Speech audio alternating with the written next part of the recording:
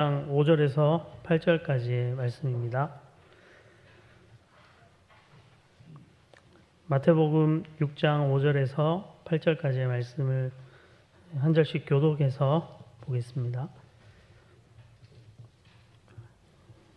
찾으신 줄 알고 제가 5절 먼저 읽겠습니다. 또 너희는 기도할 때 외식하는 자와 같이 하지 말라. 그들은 사람에게 보이려고 회당과 큰 거리 어귀에 서서 기도하기를 좋아하느니라. 내가 진실로 너희에게 이르노니 그들은 자기 상을 이미 받았느니라.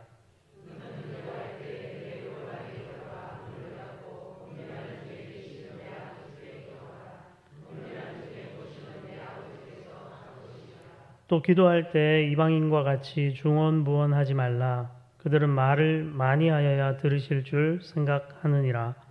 그러므로 그들을 본받지 말라. 구하기 전에 너에게 있어야 할 것을 하나님 너희 아버지께서 아시느니라. 아멘. 오늘 기도사역학교 수료식이 있어서요. 기도에 관한 말씀을 좀 찾아서 전해야겠다 이런 생각을 가지고 이 본문을 선택했습니다. 기도의 모범을 예수님이 직접 보여주시고 또 기도에 관해 가르쳐 주셨던 이 오늘 본문 말씀을 가지고 예수님의 기도 원칙이라는 제목으로 잠시 나누겠습니다. 여러분, 기도는 무엇이죠? 기도는 예수님의 이름으로 우리의 기원하는 바들을 하나님께 고하고 그의 뜻에 합당한 것을 간구하는 것입니다. 소요리 문답 98번에 가면 그렇게 정의를 내려놨습니다. 예수님의 이름으로 우리의 필요들, 우리의 간구하는 바들 하나님 앞에 고백하고 하나님의 뜻에 합당한 것을 간구하는 것. 여기에 더해서 우리의 죄를 자복하고 그 자비하신 은혜에 감사하는 것이다. 이렇게 기도에 관해 설명을 합니다. 우리는 신앙생활을 하면서 너무나도 익숙하고 자연스럽게 기도를 하게 됩니다. 예배 자리에 나오면 항상 기도가 있고 또 개인 기도 생활을 해야 한다고 우리가 교회에 오면 늘 듣게 되고 그래서 식사 기도부터 시작해서 잠들기 전에 기도하기도 하고 또 열심히 있는 성도님들은 새벽 기도에도 나오시고 주중에 수요 예배나 금요 기도에 오셔서 기도하시는 그런 여러 가지 방법을 통해서 기도 생활을 하고 있습니다.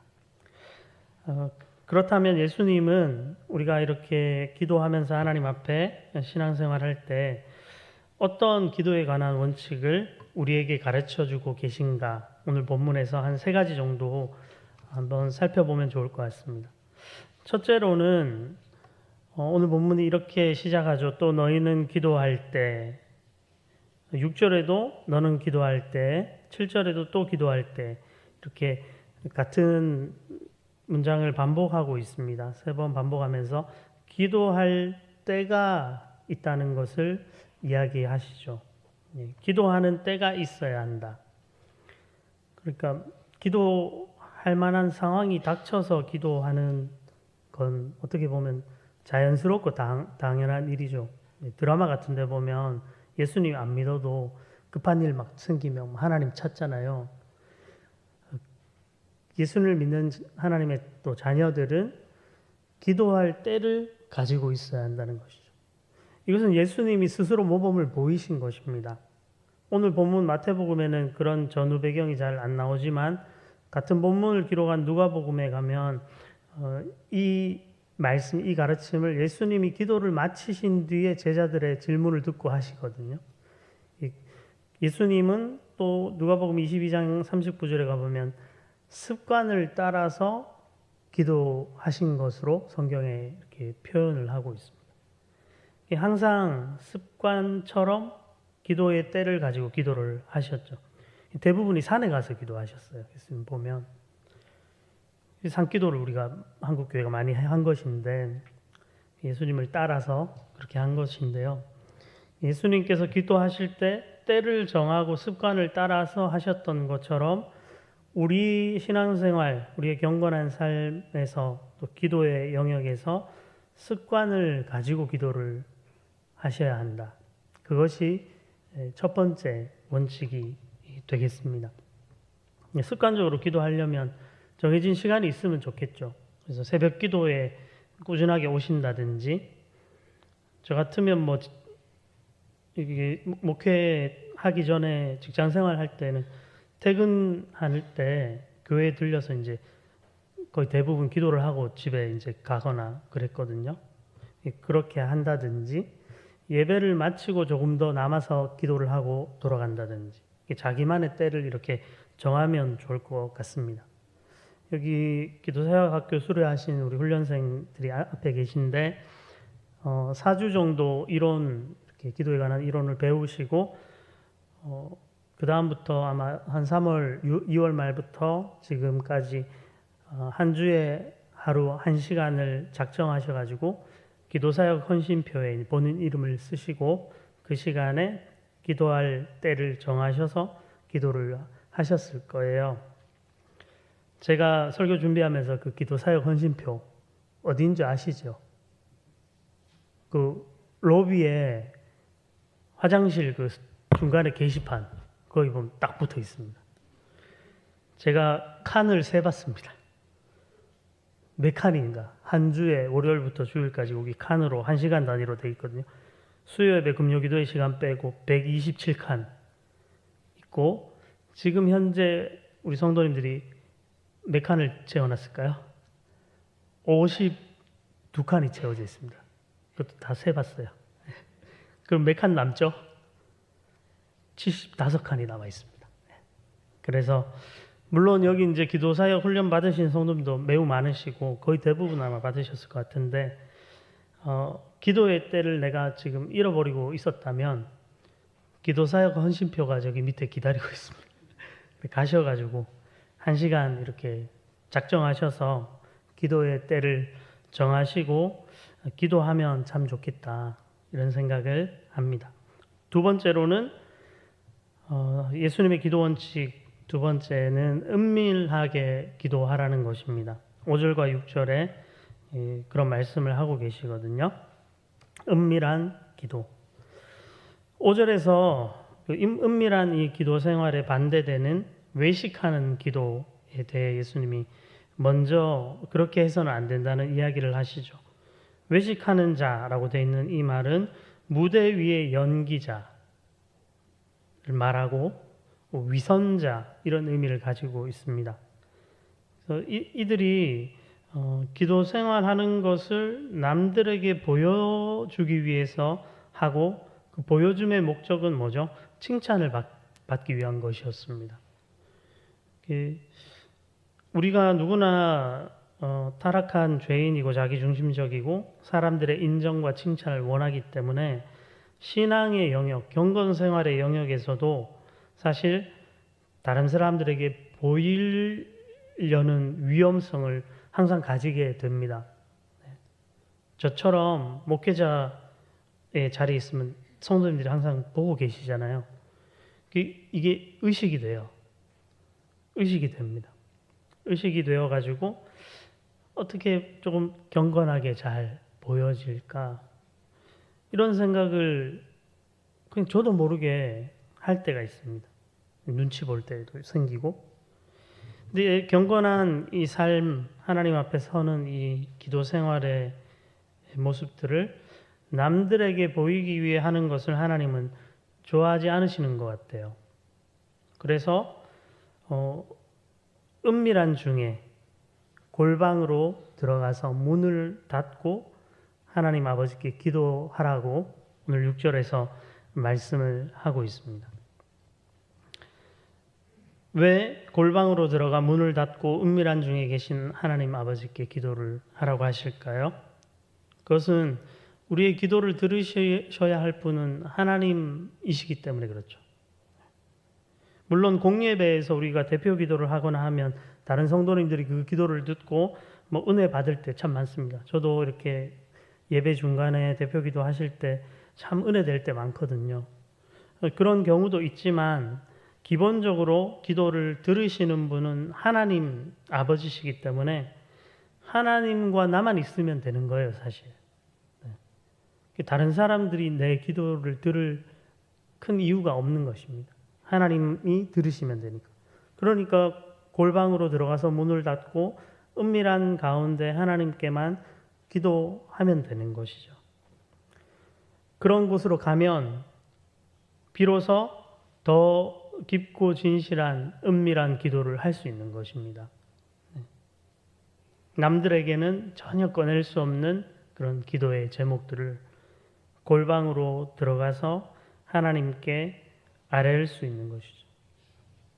그렇기 때문에 여러분들의 기도 생활에 있어서는 다른 사람들을 의식하고 다른 사람들에게 인정과 칭찬을 구하는 경건의 모습을 위한 기도가 아니라 우리의 기도를 들으시는 하나님 아버지께로 나아가서 그곳에서 하나님과 나만이 아는 대화를 많이 나누는 그런 은혜가 있으시기를 바랍니다. 마지막으로 예수님의 기도 원칙 세 번째는 진실하게 기도하는 것이라 할 수 있겠습니다.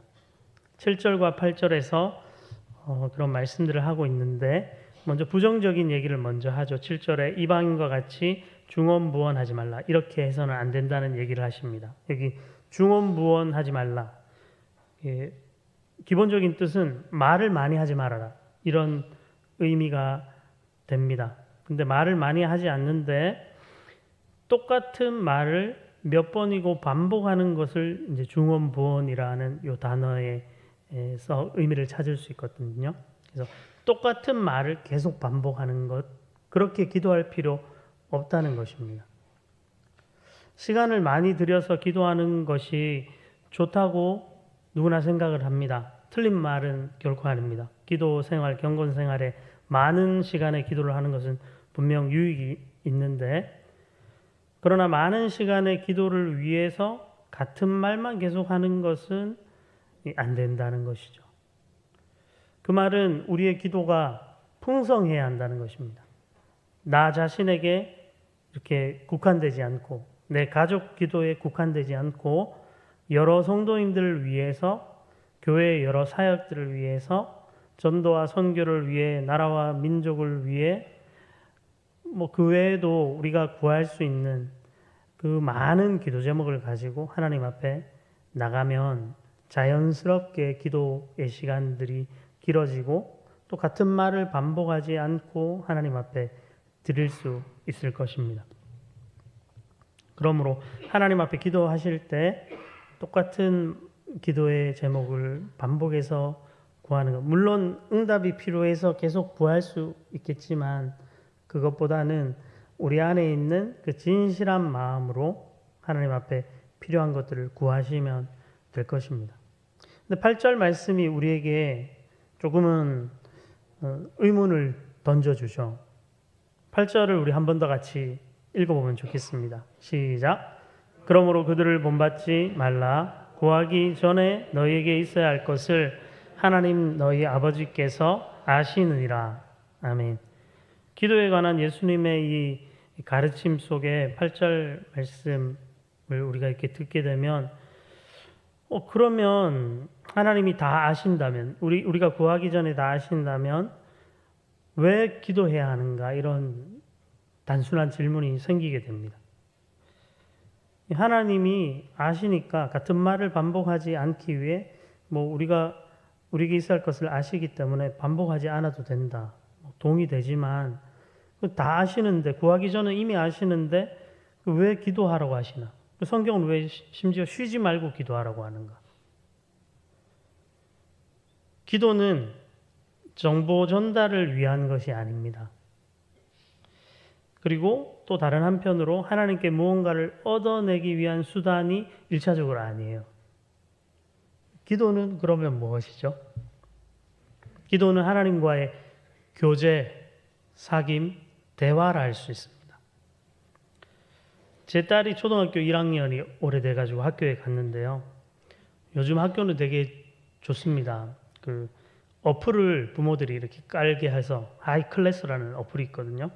깔면 그날 등하교 시간 띵동하고 저한테 옵니다. 이 학생이 등교했습니다. 하교했습니다. 그리고 식단을 알려줘요. 거기서 점심에 뭐 먹었는가 다 나옵니다. 담임 선생님의 알림장이 담임 선생님이 쓰시면 바로 제가 읽을 수 있게 알림을 해줘요. 그러면 오늘 숙제가 뭔지, 집에 가서 뭘 해야 하는지, 선생님이 뭘 생활 지도를 어떻게 하셨는지 대략 파악이 되고, 얘가 학교 가서 몇 시에 들어가서 교실에 들어가서 뭘 배우고 뭘 먹었고 언제 나와서 하루를 보냈는지 대략 이제 알게 되는 거죠. 그렇게 저는 내용을 인지하고 있어요. 정보를 아는 거죠. 제 딸의 하루에 대해. 근데 제가 딸이 집에 오면 정보를 다 아니까 딸과 아무런 대화를 하지 않을까요? 얘가 뭔지 아니까 그랬나 보다 하고 그냥 이럴까요? 제가 딱 만나면 익숙하게 하는 질문들이 있죠. 제 알매 근거에서 점심을 뭐 먹었어? 물어봅니다. 뭐 먹은지 제가 아는데 물어봐요. 숙제는 뭐야? 알림장이 다 있거든요. 또 아는데 물어봅니다. 선생님이 오늘 뭘 알려주셨어? 뭘 어떻게 하라고 하셨어? 물어보고, 오늘 교실에는 혹시 안 늦고 들어갔어? 이런 질문들을 합니다. 다 합니다. 시간 찍혔으니까 몇 분에 들어갔는지, 뭐 먹었는지, 숙제 뭔지 제가 다 아는데 왜 물어보죠, 제가? 그런 하루의 삶을 이 아이가 보내면서 어떠한 마음으로, 얼마나 즐거웠는지, 재밌었는지, 행복했는지, 때로는 숙제 때문에 힘들었는지, 시험 쳐서 좀 많이 틀려서 우울했는지, 그 아이의 마음을 이제 알고 싶은 거죠. 그 아이와 대화를 하고 싶은 것입니다. 우리 하나님 아버지도 동일하신 것 같아요. 설교를 준비하다가 다 하시는데 왜 기도하라 하시나? 여러 신학자들이 많은 이야기들을 하더라고요. 제 마음에 제일 와닿았던 답은 하나님이 우리의 마음을 듣고 싶어 한다는 바로 그것이었습니다. 다 아시지만 나의 입에서 그 이야기를 듣고 싶어 하시는 것, 그리고 그 상황과 정보만이 아니라 그 상황이 나에게 어떤 의미가 있었는지를 하나님은 알고 듣고 싶어 하신다라는 것이죠. 그래서 여러분들 하나님 앞에 나아가서 기도하실 때 하나님은 나의 이야기를 듣고 싶어 하시는 분이시다. 나는 이 확신을 가지고 여러분의 이야기를 하시면 됩니다. 저는 기도에 되게 엄청나게 강조하는 교회에서 이렇게 신앙생활을 했고, 저희 할머니가 여전도사님이었고 기도원을 하셨기 때문에 기도하는 수많은 사람, 기도하는 수많은 형태, 그런 걸 많이 보고 자랐고, 또 하루에 1시간 무조건 기도해야 돼, 이런 대학 시절에 그런 가르침, 지도를 받았거든요. 근데 그러면서 항상 의문이 있었어요. 1시간을 채우기 위해 제가 엄청 노력했거든요. 엄청 힘들었습니다. 기도실 들어가가지고 혼자 그 독방 기도실에 들어가서 하루에 1시간을 매일 채운다. 정말 힘들게 보내면서 그 시간을 버텨내는. 근데 그런 시간들을 지나면서 저도 깨달아 안 것은 시간을 채우는 것을 목표 삼아서 하나님 앞에 서 있을 필요가 전혀 없고, 하나님이 나의 이야기를 듣고 싶어 하신다는 그 점에 집중하고 그렇게 진실한 기도를 드리면 어느새 시간이 가 있는 것이었어요. 1시간도 2시간도 이렇게 지나가 있더라고요. 여러분들의 기도 생활을 그렇게 하나님과의 깊은 만남과 사귐, 나의 아버지를 만나는 은혜의 시간으로 삼으시면 좋겠습니다. 하나님은 그런 여러분들의 기도를 다 들으시고 그 기도하는 여러분들의 삶에 또 여러분의 영혼에 복을 내려 주실 것입니다. 기도하겠습니다. 사랑과 은혜가 많으신 하나님, 예수님께서 제자들에게 너희는 기도할 때 이렇게 기도하라고 가르쳐 주셨습니다. 기도의 때를 정하고 또 하나님 앞에 나아가서 하나님과 홀로 골방에서 은밀하게 기도하고 또 진실한 고백으로 기도하라고 그렇게 말씀해 주셨는데 우리의 기도 생활 가운데 이런 기도의 모습들이 평생 있을 수 있도록 주님 우리 가운데 함께 하시고 은혜를 베풀어 주옵소서. 감사드리며 예수님 이름으로 기도드립니다. 아멘.